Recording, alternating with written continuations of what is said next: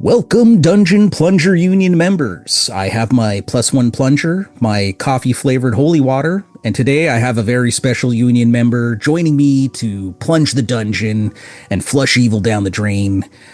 Hailing from Swindon, England, and the guiding force behind Mongoose Publishing and the Traveler RPG game, and many others, welcome Matthew Sprange. Hello there, thank you for having me. It is amazing having you on the show. I'm so happy that you agreed to come on. You were one of the first kind of companies when I started playing D&D back in the day that was producing third-party products. You were out there big time. I was just wondering, like, before we get into the nitty gritty of Mongoose and your history with gaming and stuff, can you just tell us a little bit about you and how did you get into gaming and kind of what brought you to make a company? Oh, that's a big question. Got into gaming when I was in primary school with the old Fighting Fantasy and Lone Wolf books. We were doing those for 2 or 3 years, and we had a teaching assistant who said, saw what we were doing and said, I've got a game you guys should be playing, and it was Tunnels and Trolls.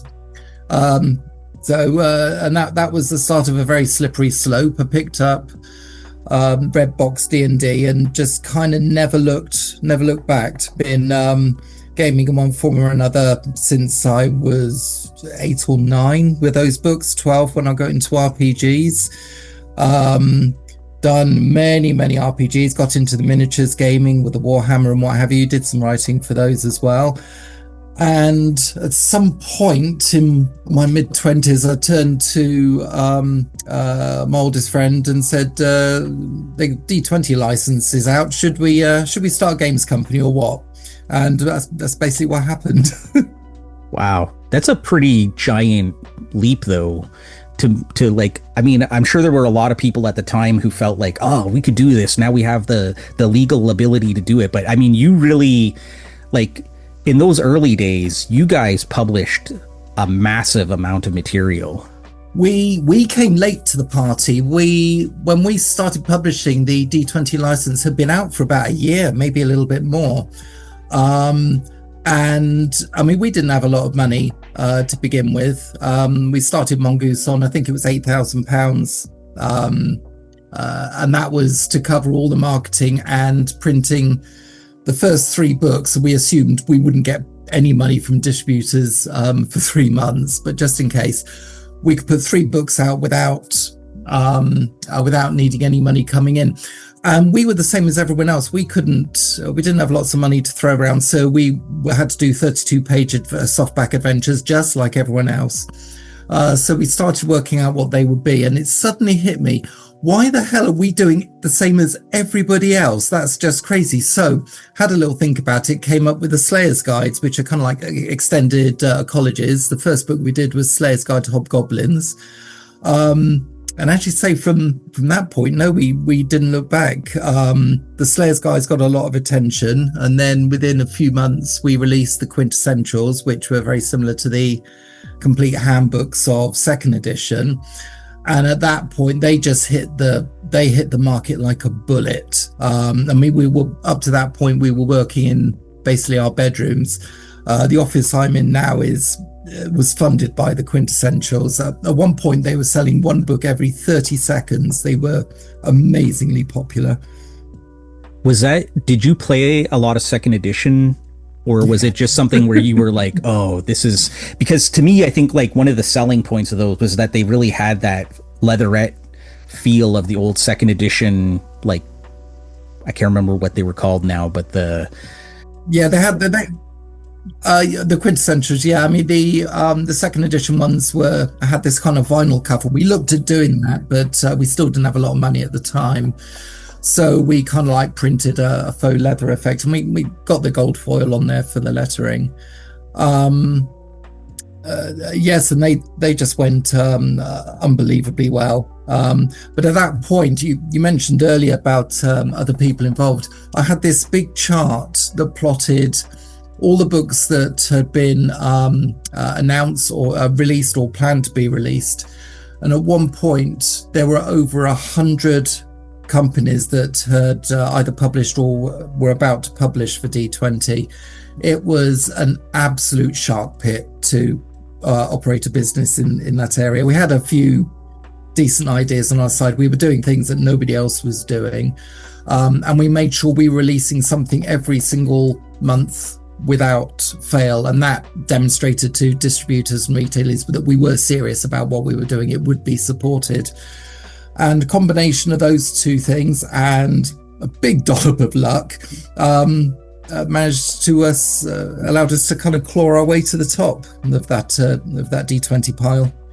Yeah, I mean, when you think about companies that survived the D20 era, I mean, I can't think of any really, except for maybe like Necromancer Games. I don't know, maybe Goodman Games was around during. They were doing D20 stuff. Green Ronin's still around as well. Yeah, but I mean, like, really, there's only a handful of companies that really were able to like survive that when the D20 kind of .com crash happened, right?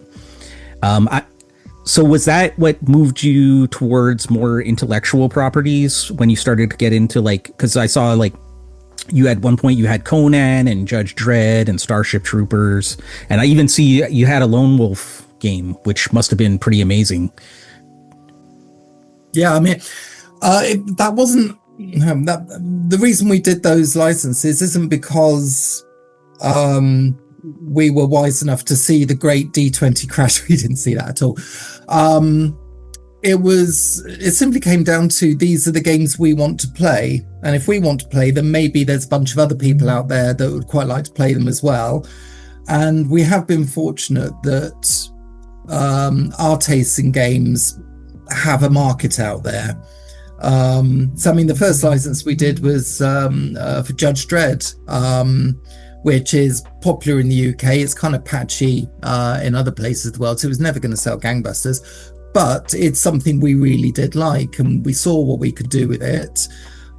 Discovered that the people who owned Judge Dredd are only about 25 odd miles away from Swindon. So we jumped in a car, had a chat with them, and got a very reasonable license out of them.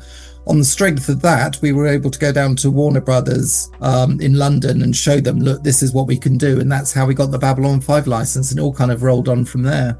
Wow. That must have been pretty like scary to go and do that, to like go to these companies and be like, hey, how about you like... No, it wasn't. We were too dumb. We were in our 20s. We were too dumb to work out what we're doing should be scary. I guess that makes a lot of sense, right? But still, it's impressive because, again, like I said, not everybody would have that attitude like, hey, yeah, we could do this. Anybody could do this. We just need to go and do it. So I really love that attitude. So 2008, that's when you come out with your version of Traveler, like Traveler First Edition, right? Yes. How did that work exactly? Was this another like licensing sort of thing that came up? Yeah, I mean, Traveler, I've been playing since I was very young. We were playing it at school. It was, I think it's the third game I picked up. It was D&D, Judge Dredd, and then Traveler. So I had... we were casting around for various games and licenses, and we'd been doing like the TV and film kind of licenses. There's novels with the likes of Elric and Hawkmoon and what have you. But started looking at some of the older games, and I think I'm right in saying we were already doing Paranoia at that point. So it was kind of an obvious one to see if we could do something with Traveler. Managed to track down Mr. Miller, got him on the phone. And said, hey, how do you feel about giving us a license? And he said, well, I've got these licenses already in action at the moment, and I'm kind of working on what will become T5. So I thought, well, you can't have them all. And he says, oh, hang on, wait a minute, let's have a chat about this. And from those conversations, that's where our first edition of Traveler came from. Wow. So, because I know there's a lot of different versions of Traveler. So most people call it like Mongoose Traveler 1 from the circles that I sort of, hang out in. What would that edition have been called, or what were you guys calling it at the time? Traveler.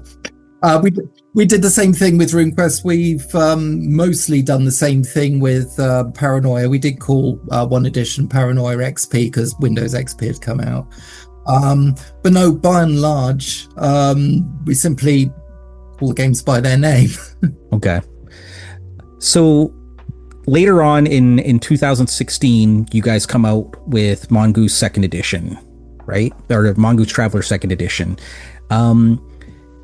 What was the motivation to like create a second edition? Well, that kind of goes on two levels. Firstly, on the games design front, games designers can't stop tinkering.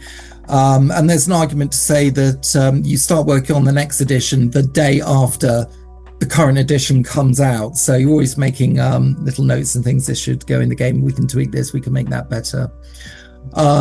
So on that side, it's kind of inevitable. Plus, we had published quite a lot of the first edition books. And as an edition goes on, the rules kind of like spread outwards. And every now and again, you need to bring them all back in, make them all tighter and fit together. So that was the games design argument. On the publishing side, I'd come up with one of my ideas. See, up to that point, we were very, very good at releasing a lot of books in a short amount of time. Had been releasing across all our ranges 4 to 6 books every month without fail. We had a very good, efficient system within the office to handle that, to the extent that we could tell distributors and retailers what day something was coming out 6 months down the road, and outside the likes of WotC, I don't know if there was anybody else who could do that.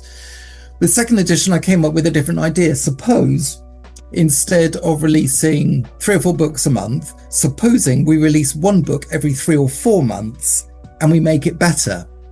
And instead of having deadlines for every stage of the publishing process, we have more kind of guidelines. If we need to take longer, we will. And predictably, we broke every single guideline we ever set. But the books did turn out better. And we thought, well, we had this idea that maybe that would translate into better sales, and lo and behold, it did. So there's less pressure in the office overall. People get better books. It's a win-win. They look a lot better as well. That was the other thing. We wanted to really bump up the production qualities of the books, because we deliberately aped Classic Traveler with the first edition. But then we thought, no, it's time to bring it into the 21st century. Well, I have to say, I mean, I love the quality of your books now, and just as you guys are doing the updates, they're only getting better looking. And we got a good art team here. They're always trying to elevate what they do. Yeah, like the Fifth Frontier War books are just fabulous. It blows me away every time I open up one of these books, and I'm like, you can just see the love, and it has that sci-fi feel to it. And I'm my bank account is pretty upset with me because, and not to mention my wife, but yeah, if I've been trying to slowly build my collection to get everything because it's just so great. Abby's going to be happy to hear about the Fifth Frontier War. She was the main design lead on that. Okay. No, it's that probably going to be my next. I just finished, well, I'm calling it season 1 of my Pirates of Drinax campaign. So we didn't do the whole campaign. I got the first 2 adventures done, but we played for over a year, and I used like a ton of stuff. So even though we didn't necessarily use all of the material in the book, or in the books, I should say, I mean, the amount of stuff there was just amazing for a campaign. So I was like, guys, we got to try some other stuff. I'm like, Fifth Frontier War stuff is coming out. It would be really cool to do that. So, we should start thinking about that down the line. And yeah, so it's definitely on my to-do list.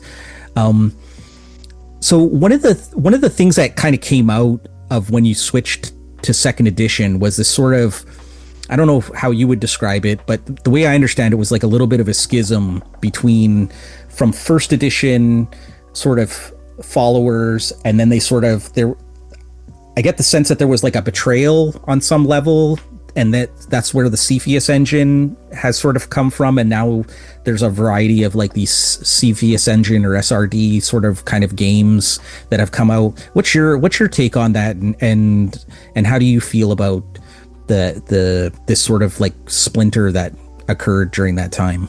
It's going to happen whenever you get editions. I mean, I can it'll be very easy to sit here and say the first edition of our Traveler was deliberately based on Classic Traveler because it's the one we played, and that's the edition we liked.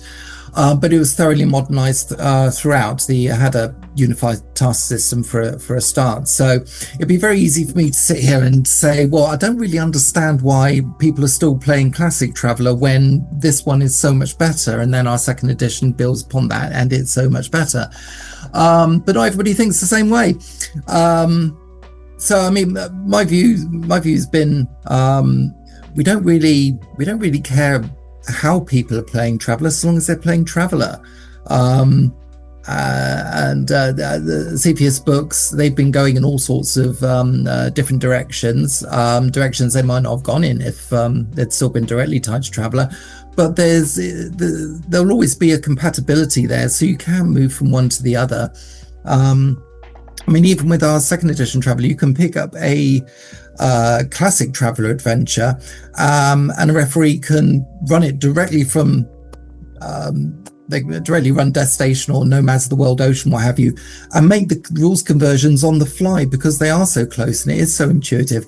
Same with first edition books, same with the Cepheus engine. It's there's a massive number of universes out there, and you can play them all with one engine. I'm all for it. Right. Yeah, no, I tend to agree with you in the sense that, like, you know, you can't please everybody, and, you know, like you said, I think that there is innovation there, right? Giving people the sort of the tools to be able to like try and do some stuff on their own, and then who knows, maybe it will lead to going back into, you know, Mongoose, where they decide, hey, you know, maybe I want to write for this company at some point, right? Maybe.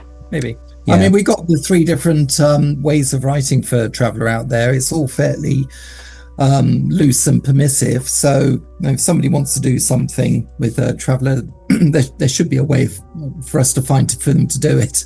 Right.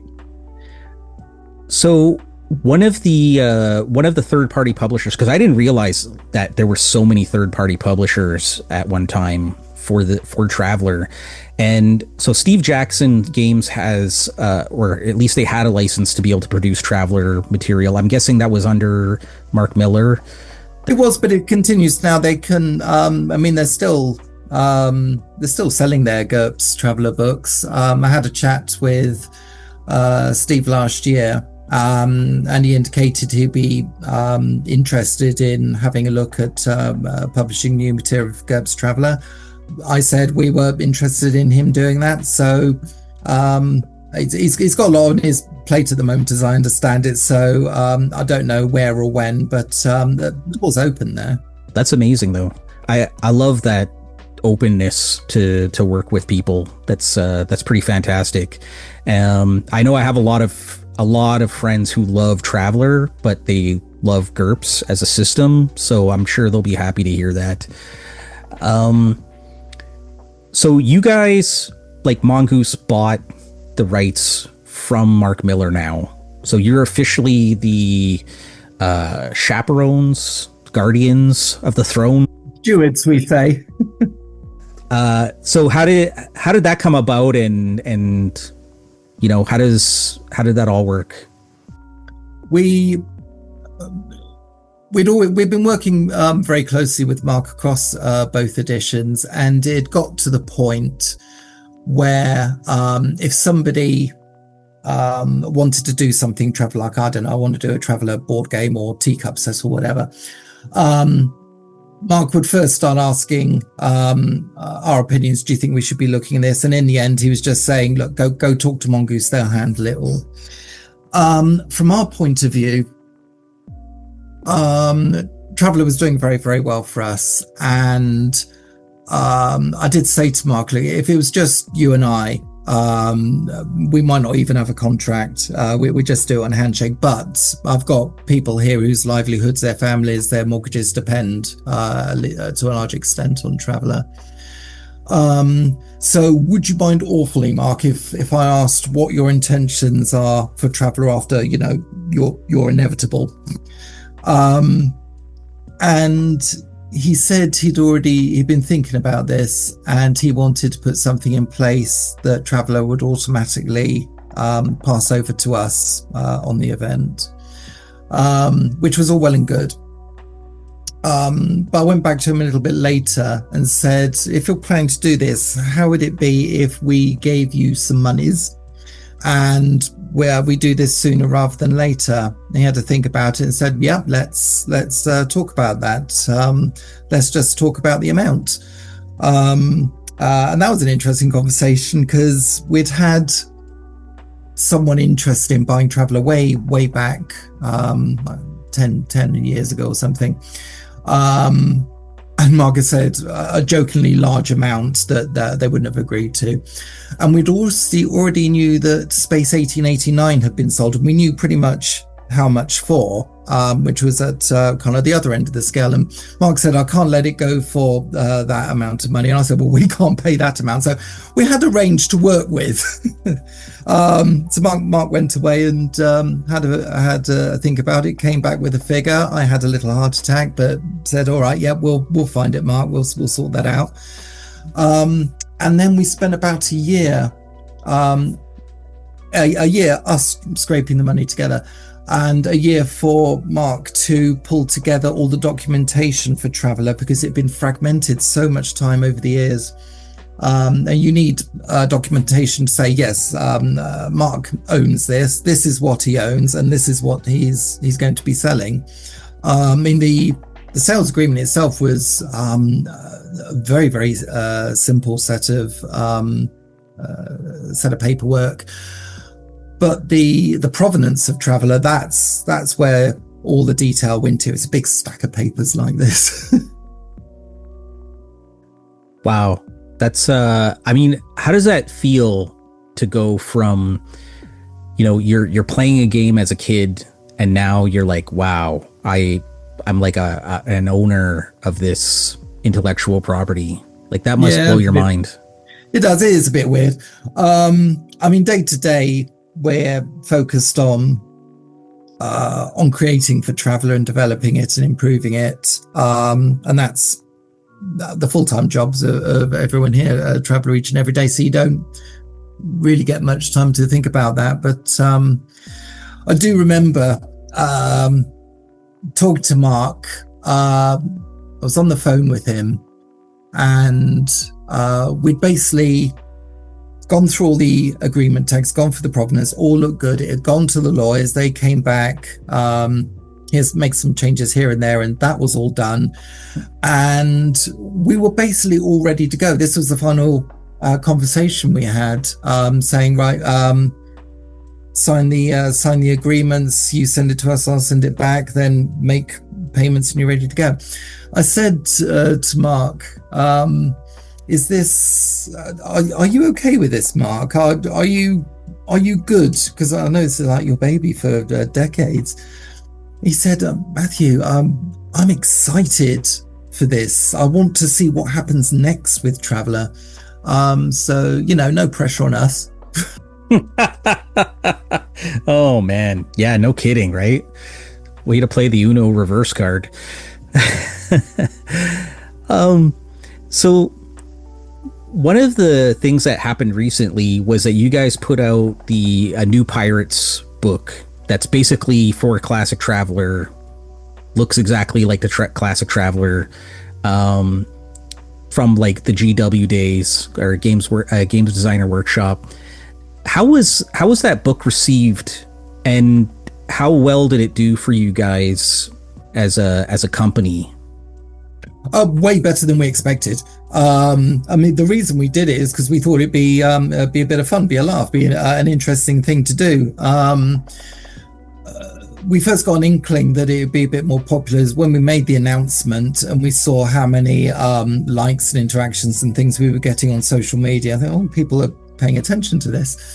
As I say, it's I mean, we didn't sell straight through the print run. It's the Classic Traveler is a smaller niche, but it is pleasantly surprising. I did ask the team that put it together, would you like to do another one? They'd say yes, we would. It looks like they're working on 3 different books at the moment. So we'll see what happens. I mean, the cost for us on these on the Classic Traveler books, it is more a time factor rather than a financial one, because they're black and white books and digest size. They don't cost a lot to print, but they do still take time to put together. They take as much editing as any other book of the same word count.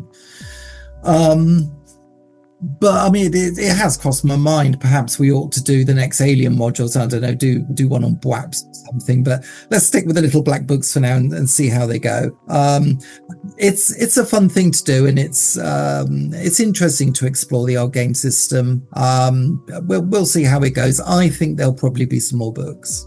So, do you think that we'll see the 3 little black books kind of reprinted again, or people keep asking for that, don't they? Well, I mean, they go for a lot of money. I looked to buy myself a box on eBay, and I was like, yeah, I can't afford to remortgage my house. Mark did send us a little while ago a couple of sets of the first run, still in its shrink wrapping. We haven't opened that yet. Well, we got, people keep asking about this. We've got in 2027 the 50th anniversary for Traveler. And I think it'll be a pretty whiz idea if we did do something along those lines. I mean, we're still putting together ideas on how we're going to celebrate Traveler throughout the year, and kind of got this plan at the moment that we'll divide it into 3. We'll do first part of the year Traveler of the past, then in the middle Traveler as it is now, and at the end Traveler how it's going to be in the future, kind of thing. Okay, that's I mean, honestly, I'm so happy to hear that the book did well and that this is something that you guys are doing more of, because originally when I first started getting into Traveler and hearing about it from people, and they're like, oh yeah, the little black books, this is super special, it's a you know, and I'm like, why would you want those when you can see like what kind of product Mongoose is putting out now? I'm like, these things are amazing, full color, like everything you could want, like detail, all this stuff, and sort of the longer that I'm in the Traveler sort of, you know, circle, the more I feel drawn to something a little more simple, and to see that, I don't know, like there's something about it that's special. There is. I do get that. I also get the draw to the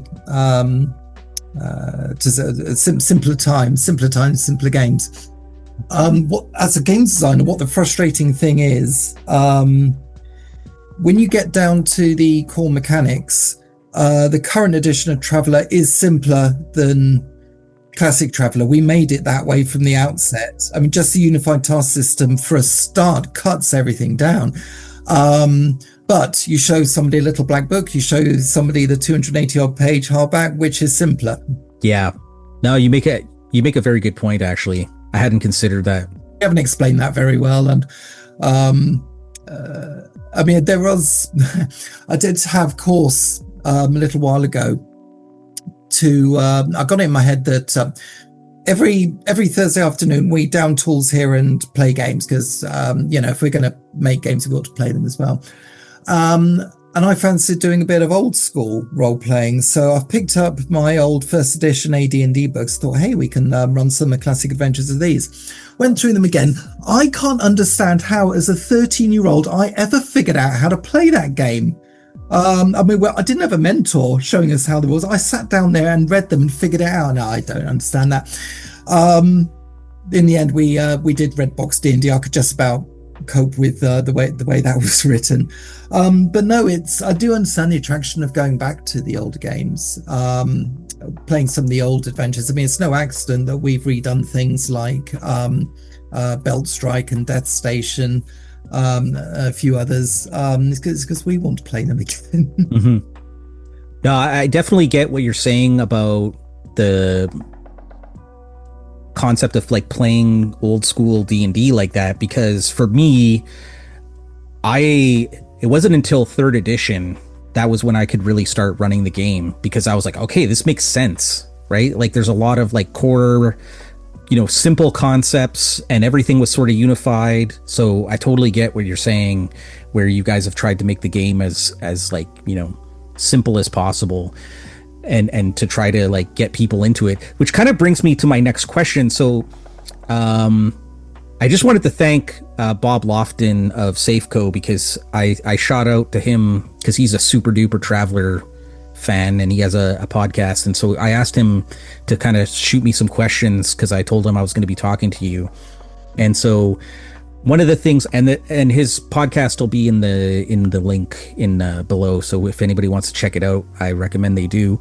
But one of the things that he was asking, and I kind of agree with, is that so Traveler needs like new and hopefully younger players to get in, because in he's an older guy and he feels like there's a lot of old dudes that play this game, and he doesn't see a lot of young people playing. Now, I don't know, maybe there's data out there to say there's tons of young people playing this game. I don't know.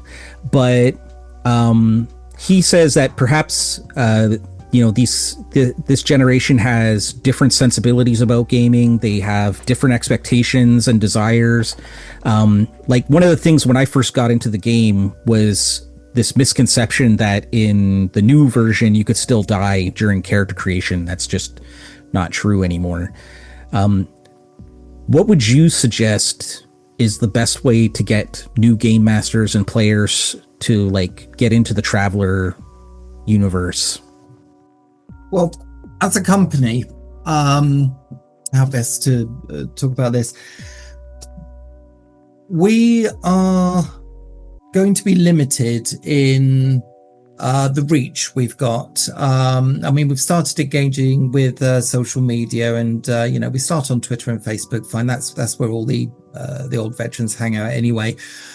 We've started doing something called TikTok, which I do not understand. I've got young people in the office; they're handling it.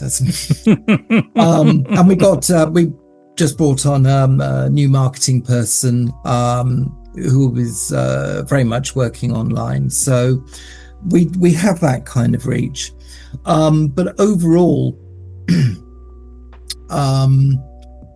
the biggest supporter we have for bringing in new people into the hobby at the moment, it's WotC. And I'll go as far to say that every other company, whatever they think of, whatever they might want to say about business practices or the direction they're taking D&D or any of that stuff, WotC is the very best company to bring new people into the hobby. And we had the same thing when we were doing miniatures games with Games Workshop, who is absolutely superbly placed to bring new people into the hobby. So we position ourselves for the people who've been playing D&D or Warhammer for an amount of time, and they get to a point when they start thinking, I wonder what else is out there, and that's when we grab them. That's why we don't, if you look at the Traveler book, there isn't any pages at the start that saying, hey, this is how you be a role player, because we assume people have already done RPGs to some extent or another by the time they come to Traveler. And frankly, the page count of the core rulebook's too much anyway. I didn't want to waste it on that. But there are little things we can do as well. For example, moving to the new style of the full color artwork brings a different crowd in a way that, however beloved the black and white, all black covers of the previous edition might be held in high regard, they're not pulling in new players. And we can find little clues that this works. You asked about data. Well, we do collect data. It gets collected for us when people place in orders, and we can see what country they're in, what age they are, what operating system they're using. And we noticed that, to tell a very long story short, we got to a point, this wasn't conscious, but it got to the point where everybody in Mongoose who was directing art and commissioning art was a woman. Back in the D20 days, it was all men, but some people joined the company, some people leave, and lo and behold, all women handling the art. In a stroke, the male gaze is killed in our books. So you have women, but you don't see the 20-year-old scout with the zip-down jumpsuit draped over a typist scout. They don't do that at all. More women start appearing on the front covers of books and in the main characters. And lo and behold, more women start buying our books. I mean, who would have thought? Strange, right? No, that's amazing, though. Like, to me, having more women in the hobby we need that, you know? Yeah. I mean, it's a social game, role playing. It is. And you will get sections of the gaming community who say, well, no, we don't have a problem with women in the hobby, and we've been playing with women right back to from the 1970s. But they're still pushing for the sacrificial woman on the altar with the knife, or the warrior that's got half her armor on. And it is an interesting path to tread. I mean, we've had conversations about it here. And it turns out that women like looking at good-looking women. It's more about the how they're actually portrayed, what they're doing, they're wearing, their relative skill levels that become apparent through the art. So you don't have the great warrior with his big sword standing there and the woman down at his ankles holding onto his calf. We have her standing in front of him in the full plate armor. Good-looking woman, but she has a big sword or something. I don't know. It's how you portray it rather than having any kind of I don't know, any kind of agenda. It's just treating them like people. No, that's a great way. It's crazy talk, I know. No, I honestly, I love you. I have to say, like, I've only been hearing like good things about your company. So just like the way you're talking about, yeah, we have all these women who are working on the product. You know, we're conscious of trying to bring in, people to the hobby, of everybody, an inclusive sort of idea. And then just from what I understand about your business, like, you're employee owned, is that right to say? We're heading towards it. We're basically laying the groundwork for that. It's a very long path, and we haven't exactly pulled the trigger on it on an official level. But functionally, the way we run here, we're doing it as if it is employee owned. I mean, if there's a major decision that comes along, like for example, if the opportunity comes along to buy Traveler, I didn't make that decision. I sat down with everyone saying, this has come up. This is the benefits. You already know what the benefits are, but I'll lay them out for you. This is going to be the downside. It's going to take a lot of money out of the company. And for the next year, you might not be getting very many bonuses at all, because excess profits have a tendency to go to the staff. But they made the decision to pick Travel Up, even though they knew it would cost them financially on a personal level, because they could see what the future would bring, and that in time to come, they will be the ones who own Traveler. That's one of the things I said to Mark. The way we're going, it's going to be Travelers owned by the people who most like it and who most benefit out of it as well. It's not just a case of working on Traveler, pick up your salary, go home. No, if the Traveler sells gangbusters, they all get quite large amounts of money. No, that's wonderful. That makes me happy to know that people can work in this industry, and they have a chance at having a good life from it, and getting paid what they should be getting paid, a fair wage, right? Absolutely. I mean, that was the whole point of it. I mean, on the I did say to Mark, it's we are moving to a point where the workers will be owning the means of production, which all sounds rather Marxist, but it's happening within a capitalist field. And the basic idea was there is a trend, not just with tabletop games, but with video games as well. That people do it for the love of doing it. That's their reward. It's not the financial side. It's they get to do what they want to do, however untrue that might be. But I started thinking, why does it have to be that way? We're in a point in society.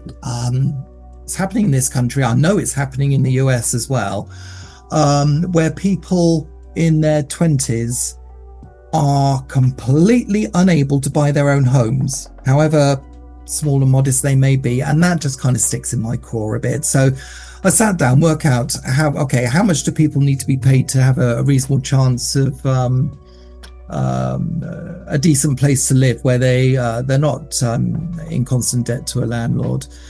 So everyone's salaries went up. We instituted a bonus scheme whereby we get to the end of every month. We know how much money it takes to run Mongoose every month. We have various plans of things we want to do, like buying Traveler, for example. So we know this amount of money's got to be squirreled away every month. But after that, we have spare money, and that tends to get divided between the staff. I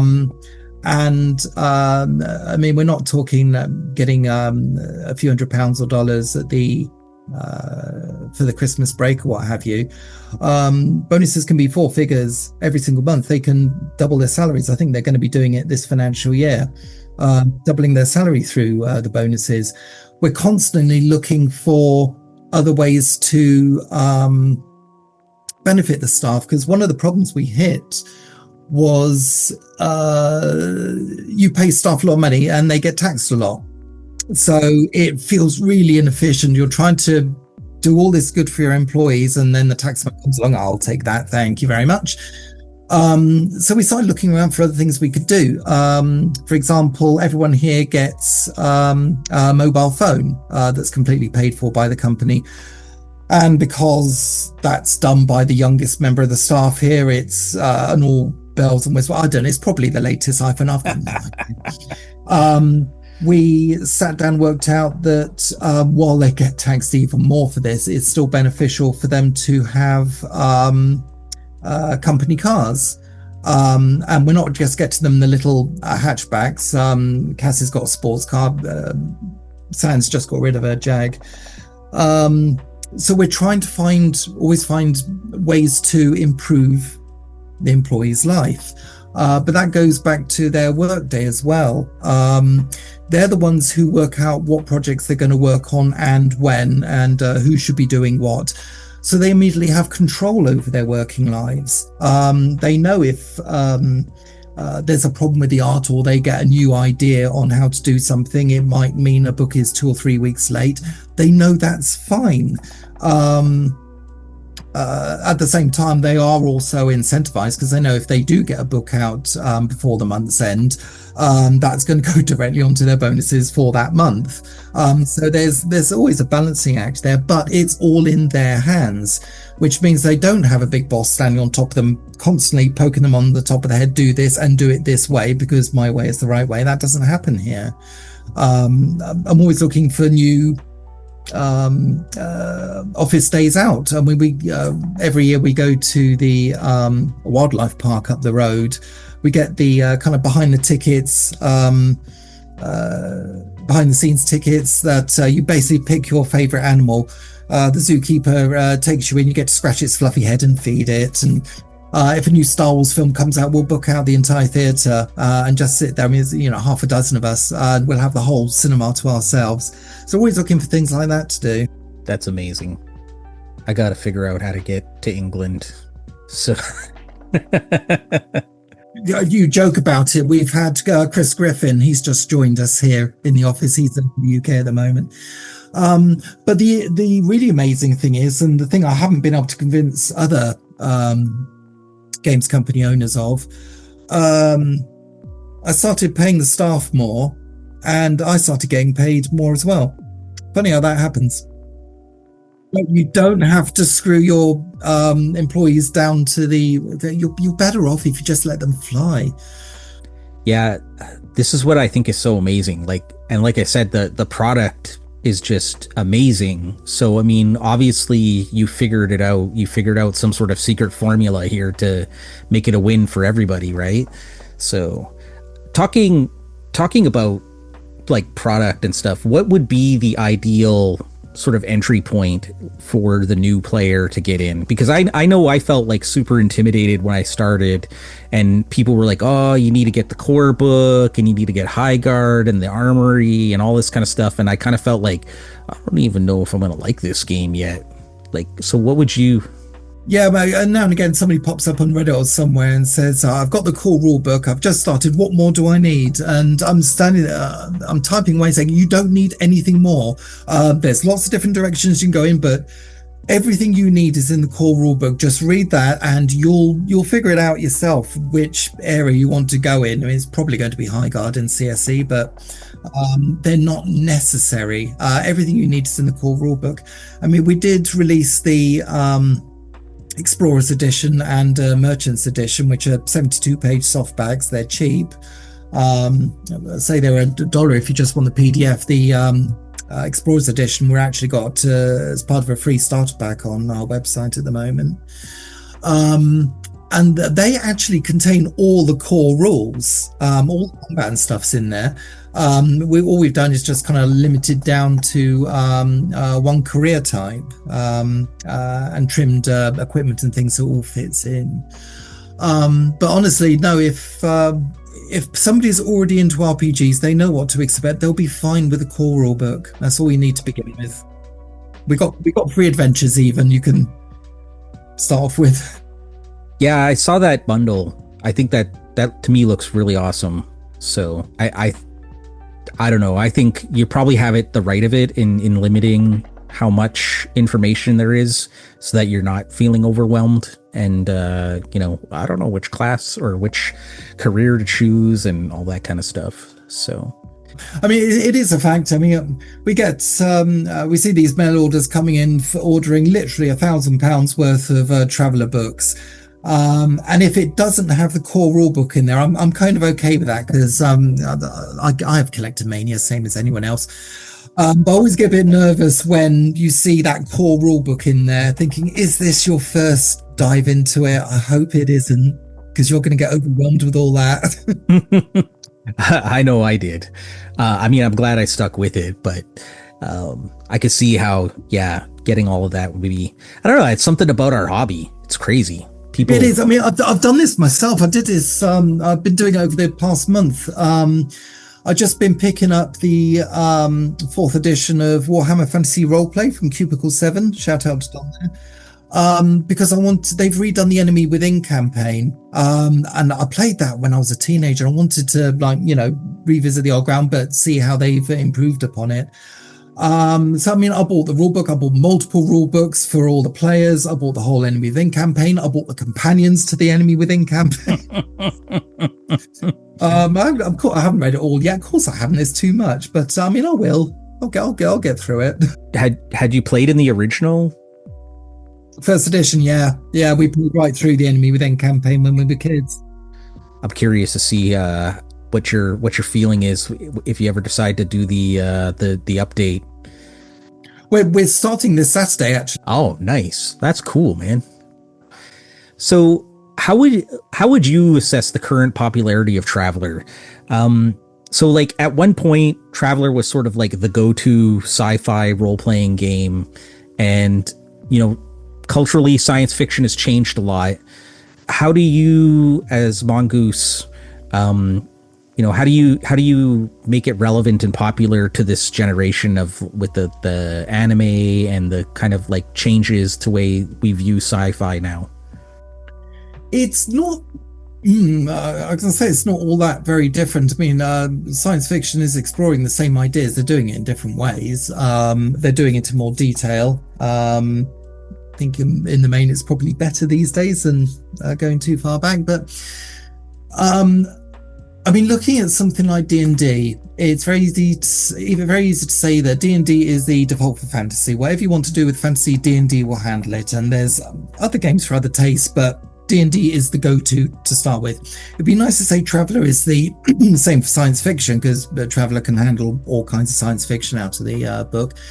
But science fiction is different from fantasy. It does not work that way. There's just too many different directions sci-fi can go in, and this is one of the problems we've always had. We've always said the core rulebook is generic. It can handle any kind of science fiction, and to an extent that's true, but it always keeps getting dragged back to the charted space universe, because that's where its roots are, and that's where it's happiest. We are starting to look at moving the Traveler rule set to other universes. 2300 we've already done. Dark Conspiracy next year is going to use Traveler as a core. But I don't think you can necessarily do a generic sci-fi RPG and make it truly generic without making it very unwieldy at the same time. I think you're going to be best taking core mechanics and shaping and molding them to each universe. I don't have all the answers for that, but that's the challenge you face with science fiction overall. But in terms of bringing new people, we're updating all the time. I mean, the obvious jokey one is that computers don't take up a whole room on a starship anymore. But you'll see it in the design of the combat armor. I mean, when we were just getting ready to do the new edition, I was playing through the Mass Effect video games. I pointed at it. That's how you do combat armor. That's the kind of feel we want. So that was our starting point there. So yeah, you do little tweaks here and there. You mentioned anime. That is something very, very different. I do not really understand it myself. But I mean, you could do a form of anime with Traveler. It just wouldn't be with the core rulebook. You'd need to bend it somewhat. Right. Okay. What would you say is like Traveler's strengths as an RPG, both like mechanically, but also if you used like the Third Imperium setting as a concept? Mechanically, it is dead simple for new people. All you need to do if you've got new players around the table is tell them, when asked for a check, roll 2 dice, add this modifier in this one. Do you get 8 or more? And that's basically Traveler down to the T. I mean, you got all this bit about spaceships and worlds and things, but that's something the referee pulls in as and when it's needed. You don't need it every session. In terms of the charted space universe, the attraction there is you can run any science fiction game of any subgenre. There's going to be somewhere in charted space where you can do that. If you want to mess around with the highest levels of nobility, we've got a core sector for you. If you want to Spin and March is obviously the frontier. Trojan Reach is the Badlands. If you want space to create your own pocket empires, there are several areas on the main charted space map. You can do that. You never mind going out, further down the Great Rift or something. But you can explore new concepts as well. For instance, the Singularity campaign we've just done a Kickstarter for, that's diving deep into the nature of artificial intelligence, the ethics involved, how much free reign you should give something that has effectively godlike intelligence, how much you're taking away from people if you do that. And those are things the Travelers themselves are going to have to wrestle with. You can do your military campaigns, you can do your bridge crew campaigns, deep space exploration. You can have a railroad adventure through an ancient site if you want to go easy on the referee. If you want to terrorize them, you can have an open sandbox campaign covering an entire sector like we did with Pirates of Dranex. You can do anything with Traveler. That's the key to it. All while looking through what we call the Traveler tinted lenses. So you don't just bring stuff in from other places. You take a new look at it. How would this be Traveler? Yeah, no, I love that. That's amazing. Yeah, definitely. That's definitely one of the things that appeals to me was just the amount of possibilities that exist in the game. Yeah. And don't forget the character creation as well, the life path system. You get a new group sitting around a table and just say to them, well, try Traveler, just roll up characters. That gets them going every single time they want to carry on adventuring. Yeah. I mean, so one of the things I just kind of wanted to go back for a second because you were talking about Dark Conspiracy is going to be coming out that you guys. So do you like Twilight 2000, that Free League has right now? Is that something that like they own that, or are they licensing that? They're licensing that from us. We bought Traveler in January last year, and we'd mentioned to Mark, if the other GDW properties come up, we'll be interested. I got a phone call about around the middle of the year. There's Mark on the other end saying, do you want to buy Twilight 2000 and 2300? You can have it right now. I thought, right now, we're still trying to recover from paying for Traveler. Sure, yes, we'll do it. It didn't cost as much as Traveler, so they were manageable. Earlier this year, I was talking to Mark about something else because Dark Conspiracy was always one that we said, yeah, we're kind of interested in that. So, down the road or something. And I just made a sideways reference to it when we were talking about something else. The next day, I got a phone call from Mark. Yeah, Dark Conspiracy is going to be available. It will cost this. Are you in for it? Oh, yeah, go ahead. That's amazing. So is that something, is it for like Twilight 2000, is that something eventually that you guys are planning on doing, or are you guys just happy to like have Free League sort of do? Free League's doing a fantastic job with it. We got no reason to yank it away from them.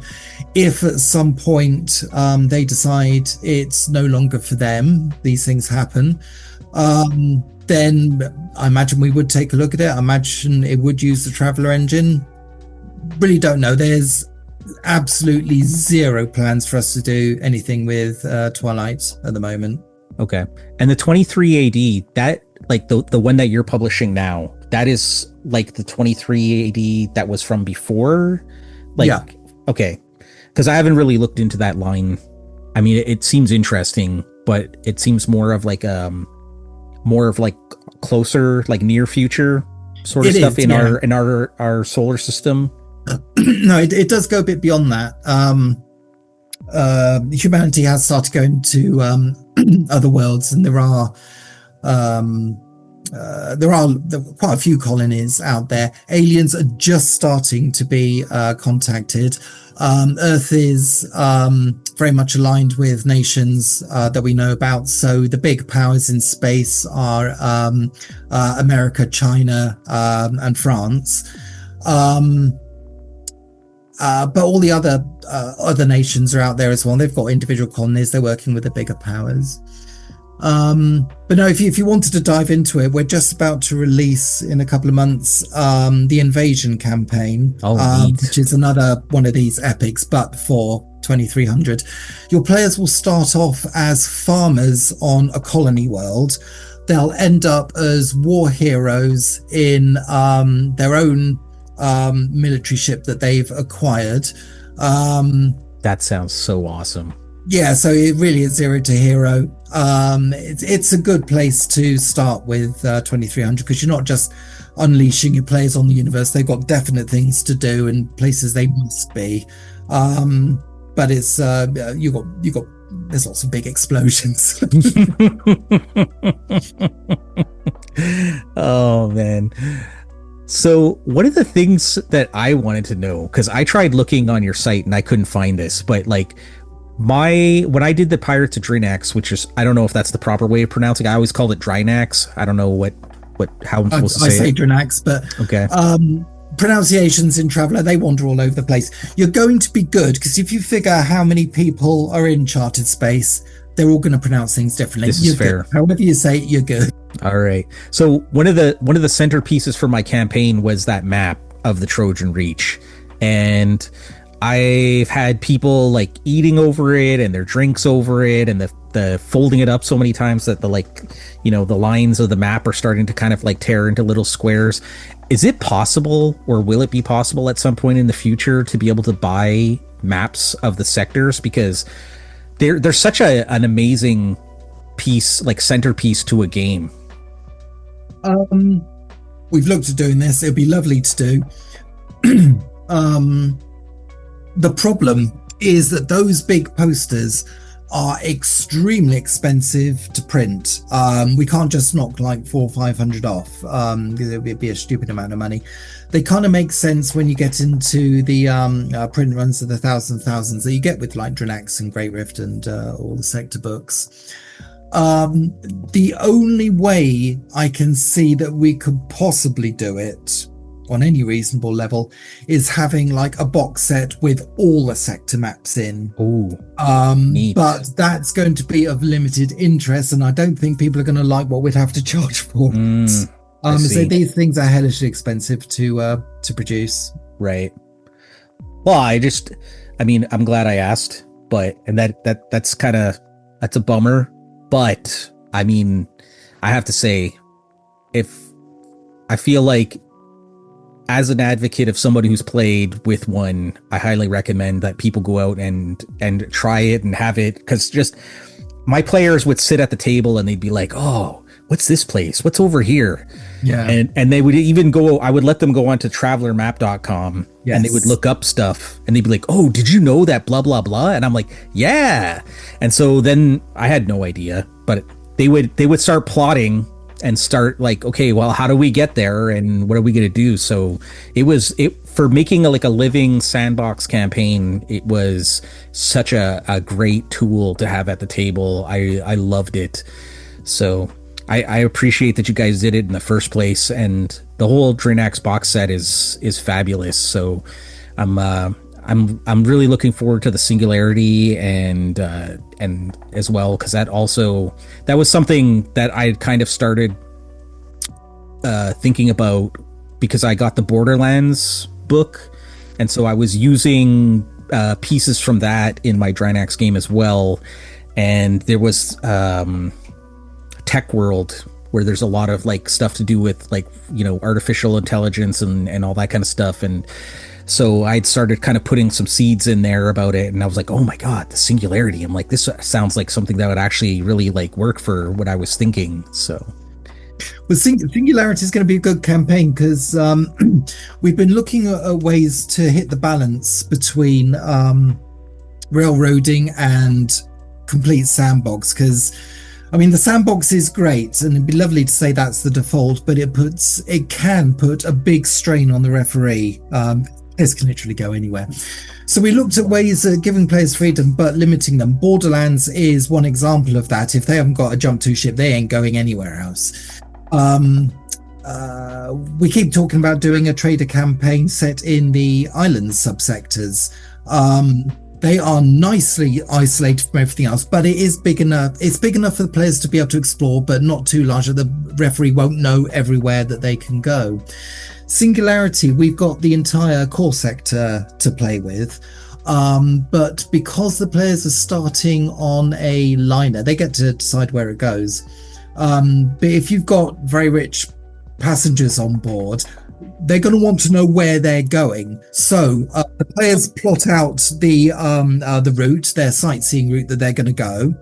They've got freedom in that. But once it's nailed down, they're going to be following it. I mean, they have the adventures and detours along the way, but the referee knows where they're going to be, so he doesn't have to worry about the whole of core sector. It's just this line here. I just need to learn this bit.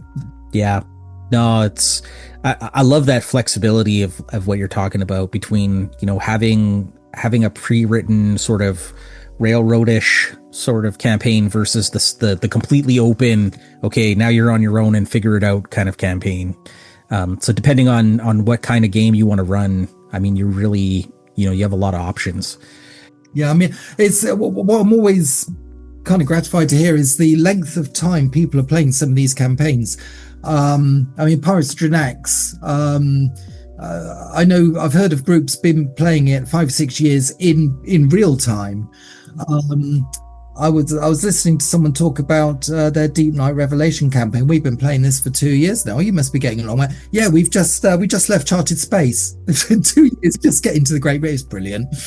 Yeah, no, I mean, that's the thing. Like, I honestly, there was definitely a sadness that I had when I was like, hey guys, this is probably like a good stopping point where we're at right now. Just that's why I wanted to call it like season 1, because I mean, like literally, I've got stuff here to keep going. Like I could have kept going and going and going, but I was like, as a stopping point to try and start something new, I was like, this is a good spot where we're at right now. And my players, like, honestly, it was probably one of my most successful campaigns that I've run in my like gaming career. So I really appreciate, you know, having the opportunity to run it, and it definitely has a well-deserved, reputation behind it. If you could roll up a character for an ongoing sandbox campaign, what career and background would you choose to play in a Traveler game? Well, I did. I kind of did this in back in the first edition days. We had kind of a Living Traveler campaign going on, and I had the opportunity to create a character and take part in it. I decided to see how much fun I could have. I ended up creating. It was a dilettante character. A celebrity who's famous for being famous, basically one of the most worthless people in the entire galaxy. I mean, technically they were royalty, but it's for a backwater planet you've never even heard of. So they're just going to like all the social events and what have you. But I mean, they're good at social SOC 15, obviously. They're good at persuasion, and that's just about it. They couldn't really do anything else. You can have an immense amount of fun with a character like that. I mean, you get into the big fight right at the end, and everyone is saying, "Oh, great! Finally, we can have some combat." Referee asks, "What do you do?" Well, I'm going to call the police, because that's what people do when a fight breaks out. That's awesome. One of the focuses of this podcast is really about helping game masters become better game masters. And so what would be a piece of advice that you would give to a new or veteran game master running Traveler? Prepare.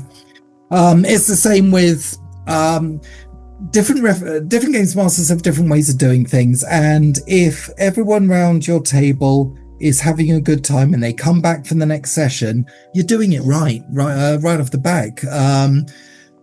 Different people have different ways of running games. I mean, I've played with games masters who've written like 3 lines on an A4 pad, and they've brought an entire adventure out of that. I can't do that. What I do instead is read the setting books, read the adventure, commit it all to memory, and run games that way. So it's kind of like a play in my head that all the players seem to do their best to try and ruin, by going off in completely opposite directions, but that's part of games mastering as well. So yeah, I mean, there's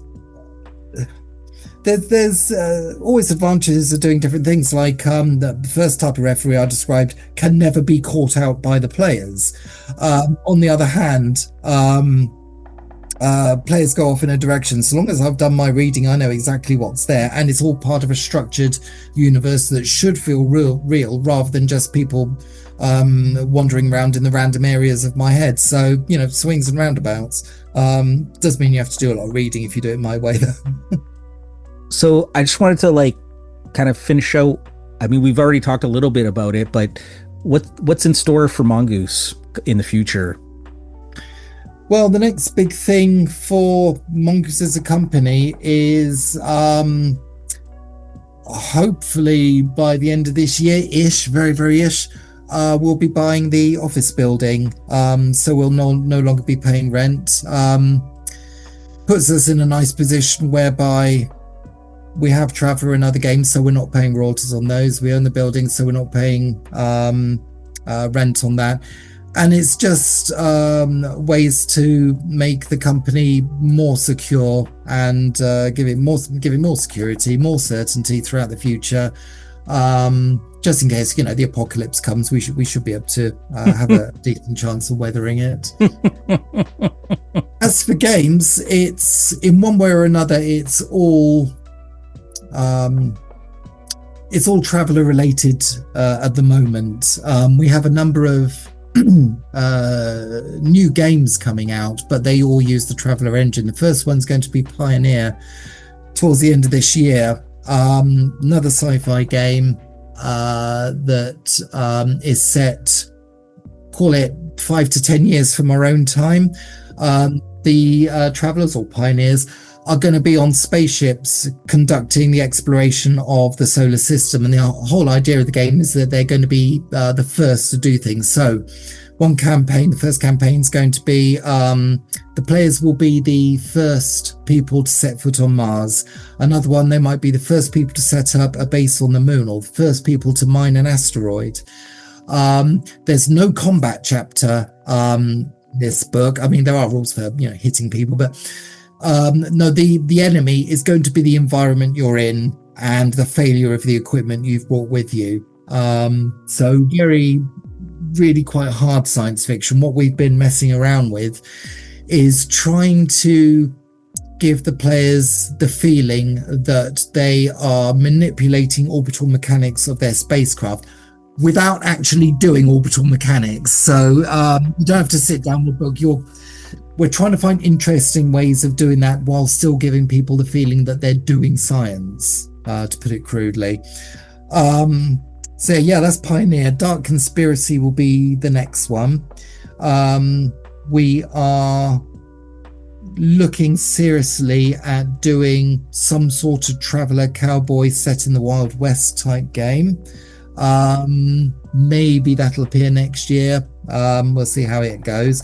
I do have a fancy. I've been wanting to do this for years, but having Sea of Thieves stopped us, to do a Traveler Pirates game set in the Caribbean, because Traveler is Age of Sail but in space. So bring it down in space. We've already got rules for the ports and the goods and the pirating, the patrons. The rules are all there. We just need to do it in a very nice kind of like Pirates of the Caribbean kind of book. I don't know how realistic that is. That's just something I've been wanting to do for years. That's amazing. So the Pioneer setting, is this going to be like, it's going to be its own line? And is it related to Traveler? Like this is like pre-Traveler, or it's going to be completely separate? It's completely separate. It's our world. Okay. Literally 5-10 years ahead. Interesting. Okay, cool. And for the for like the Pirates thing, like Sea of Thieves is its own thing, right? So this would be your version of a pirate game then? Yes. Bear in mind this, I say it's something that I wanted to do. If I made the decision to do it right now, it wouldn't come out until 2028. We've just got, we're completely backed up with projects now. Yeah, it sounds like you guys are super busy. Like you have so many plates spinning, and but that's incredible. Like I'm so happy to hear that you guys have so much going on, and that you're going in such a positive direction with everything. I mean, if I was an employee there, I would be so happy to come to work every day and know that I'm working with good people and putting out products that people love. And it feels like it really comes through when I read the books and you see the quality of everything. So I feel like that from where you guys started in the beginning in 2001 to 24 years later, I mean, the company has changed massively. And I mean, I was just thinking about it today. I'm like, that it's incredible to think that, Traveler and D&D are 50 years old, and here Mongoose is half that age basically. And, you're pumping along, super strong. So congratulations. And thank you for providing so much, joy and happiness at my house, and I'm sure at a lot of other people's. Oh, thank you for supporting us. It is appreciated. Well, it's been a super pleasure, Matthew. I really appreciate you taking the time out of your busy day to come and talk to me and tell us about, Mongoose past, present, and future. And I would love to have you on the show again at some point if you're willing. Maybe we can talk about paranoia or something. Yeah, it's always a lot of fun. It was great. It was great chatting with you. I also, just before we go, I just wanted to thank again Bob Lofton from Safeco podcast for submitting his questions to me and aiding in this little discussion. I really appreciate it, Bob. And so you'll be able to find a link to Mongoose in the show notes. And until next time, everyone, plungers up.